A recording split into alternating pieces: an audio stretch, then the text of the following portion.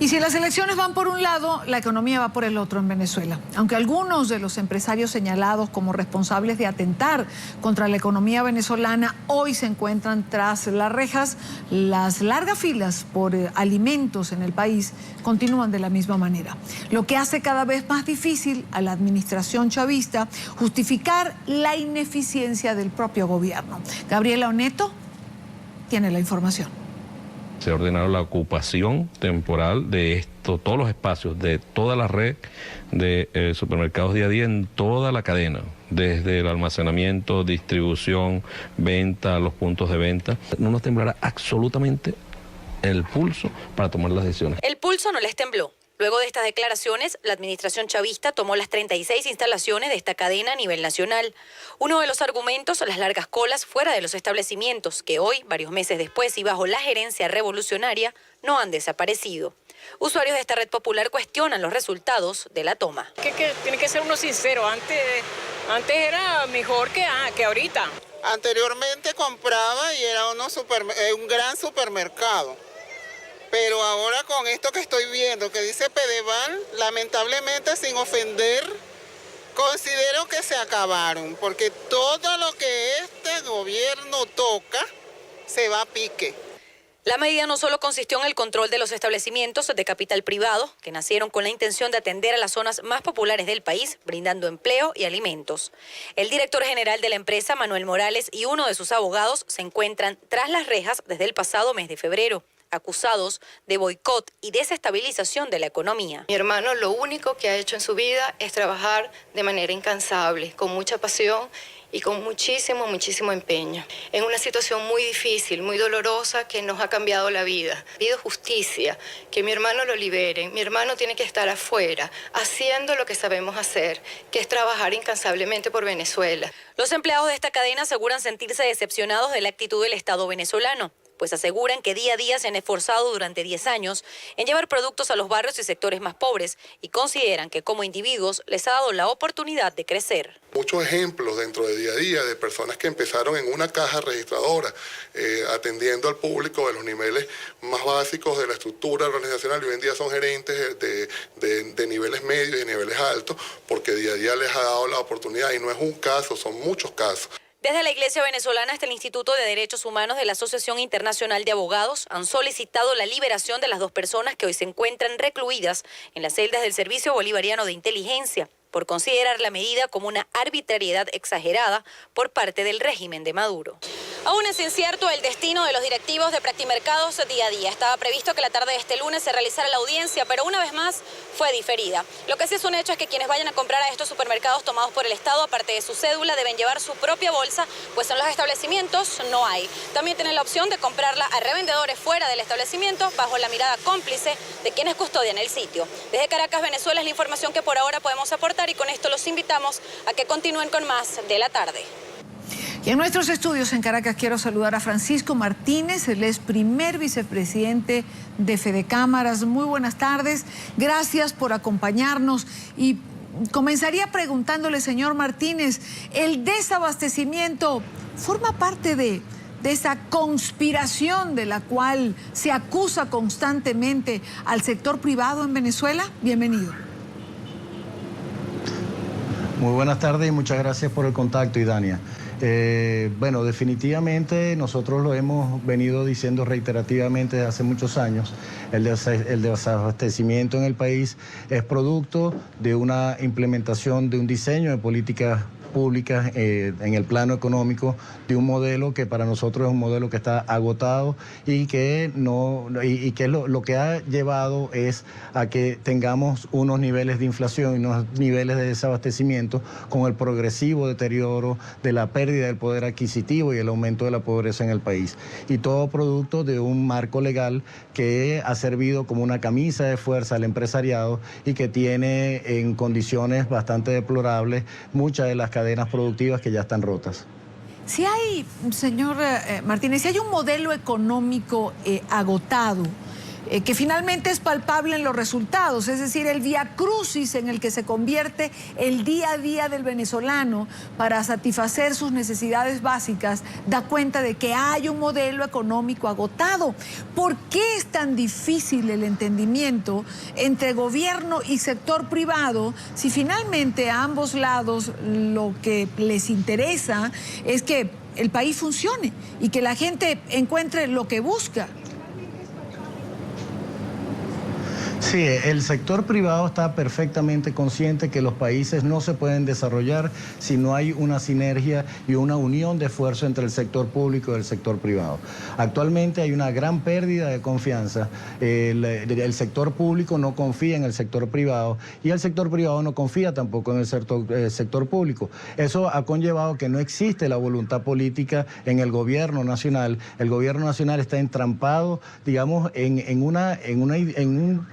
un entrampamiento ideológico en el cual se está negando la posibilidad de encontrar los problemas, de identificar los problemas y atacar los problemas de fondo, y simplemente es por no tener un diálogo sincero con los diferentes factores y sectores de la vida económica del país, como son los trabajadores y la clase empresarial. Ahora, digamos, como respuesta o como solución, el gobierno interviene, ocupa, expropia empresas. Lo ha hecho en empresas de distintas ramas, por cierto. ¿Qué hay? ¿Cuál es el estado de esas empresas a las que de una u otra manera el gobierno venezolano les ha puesto la mano? Sí, el gobierno ha intervenido más o menos más de 1.400 empresas que ha intervenido y ha expropiado. Muchas de ellas no se encuentran ya en producción y la gran mayoría de ellas no llega ni a 50% de la producción de su capacidad instalada, cosa que está afectando severamente también porque esas líneas de productos que fabricaban esas empresas hoy por hoy no se encuentran en los anaqueles y está impactando severamente sobre el nivel de desabastecimiento del país.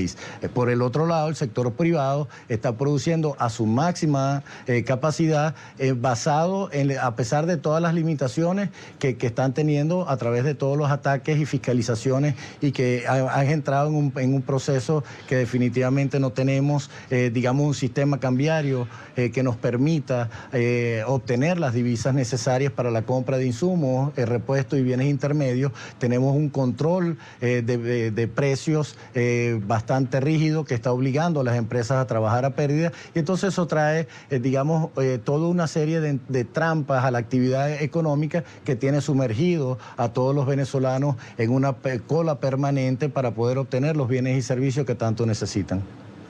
¿Qué molesta tanto al gobierno en relación al sector privado? Las ganancias, por ejemplo, querría el gobierno venezolano que el sector privado trabajara a pérdida o trabajara sin ganancias. ¿Qué negocio se monta en alguna parte del mundo donde la persona que lo monta no tenga ganancias? Sí, yo creo que eso tiene que ver con algo que no solamente se ha visto en este gobierno. En este gobierno se ha agravado más esa tendencia, pero tradicionalmente en Venezuela hemos tenido gobiernos que con un alto contenido populista y alto contenido rentista, donde se empieza a distribuir una riqueza que no se genera porque se nos ha vendido la falsa premisa de que somos un país rico, que nacemos, desde que el venezolano nace rico porque esto es un país petrolero. Y nuestros gobernantes probablemente no tienen la capacitación técnica y están entrampados ideológicamente en un modelo donde no les permite visualizar que lo mejor es tratar de diseñar digamos, políticas públicas que realmente generen la riqueza, que generen la confianza para atraer las inversiones, de manera que podamos producir los bienes y servicios hechos en Venezuela. Actualmente la dependencia de las importaciones de productos o de bienes y servicios está generando riqueza y empleos dignos fuera de las fronteras de Venezuela, y ese modelo hay que revertirlo a la mayor brevedad posible para que los venezolanos podamos contar con la generación de riqueza que permita el pago de sueldos que dignifiquen la vida de los venezolanos. Claro. Ahora, revertirlo Es complicado, señor Martínez, cuando se tiene un gobierno que no entiende que se ha producido una falla en las políticas públicas que estimulen la producción del país. Yo creo recordar, si hago un ejercicio rápido, algunas cifras de hace 15 años atrás, por ejemplo, cifras de producción en Venezuela.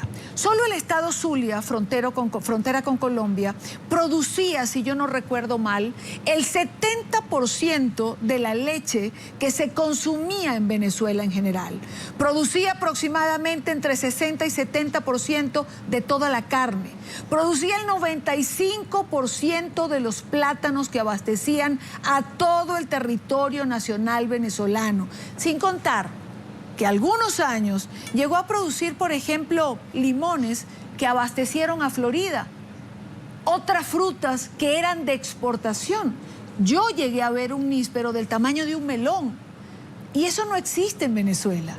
15 años después, Venezuela vive de las importaciones. Ahora, ¿cómo revertir esta tendencia cuando el gobierno se enfrasca en buscar las fallas, en conspiraciones diarias y no en las políticas públicas que ha aplicado?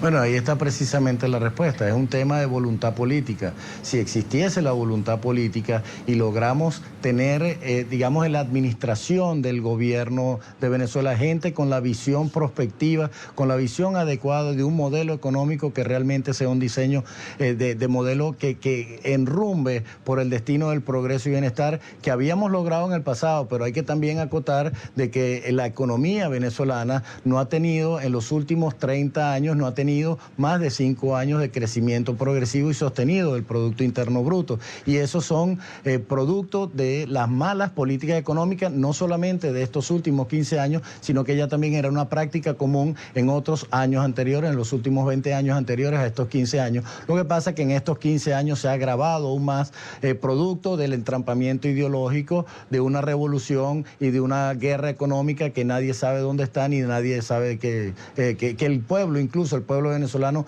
ni siquiera cree que haya una guerra económica en el país, sino que hay una falta de voluntad de llevar el desarrollo del país por el rumbo adecuado para que los venezolanos podamos tener progreso y bienestar.